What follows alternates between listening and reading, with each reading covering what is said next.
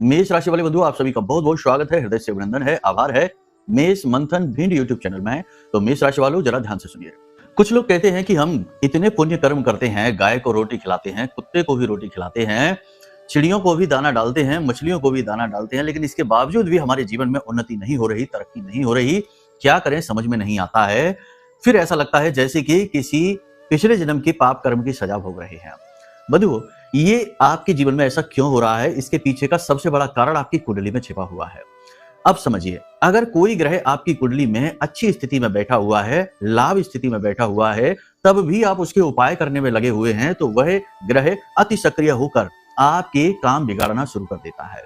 जैसे कि बात करें कि अगर गुरु आपका बहुत ही शुभ स्थिति में बैठा हुआ है और ऐसे में आप गाय को रोटी प्रतिदिन खिलाने में लगे हुए हैं, हम ये नहीं कहते कि ना खिलाइए, शुभ कार्य करिए, लेकिन प्रतिदिन वाला नियमित कार्य यदि आप कर रहे हैं तो इससे आपका गुरु अति सक्रिय हो जाएगा और वह आपके अंदर कुछ ऐसे गुण उत्पन्न कर देगा जो आपके काम बिगाड़ने लगेंगे। जैसे कि आपका अभिमान अंदर आपके आने लगेगा, आपका अति आत्मविश्वास जागने लगेगा जो आपके काम बिगाड़ेगा, ज्ञान का अभिमान आने लगेगा, आप धौंस जमाने वाले हो जाएंगे, ओवर कॉन्फिडेंट हो जाएंगे, गलत निर्णय लेंगे और आपके द्वारा लिए गए निर्णय गलत साबित होंगे।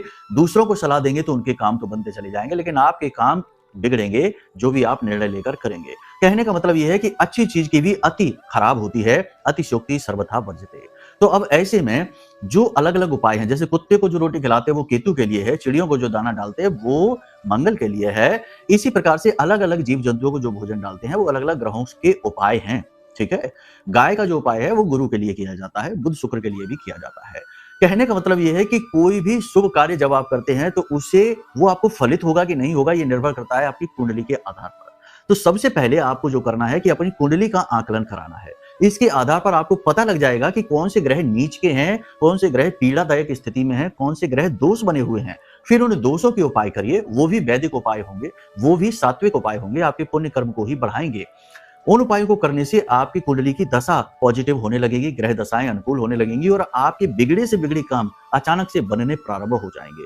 ये बहुत ही महत्वपूर्ण बात है, लेकिन लोग इसे समझते नहीं है, बस अंधों की तरह चीजों को फॉलो करते चले जा रहे हैं और देखते हैं कि कोई एक व्यक्ति तो खूब तरक्की कर रहा है इन्हीं कार्यों को करने से और हम जहां के तहां खड़े हैं, फंसे के फंसे हैं।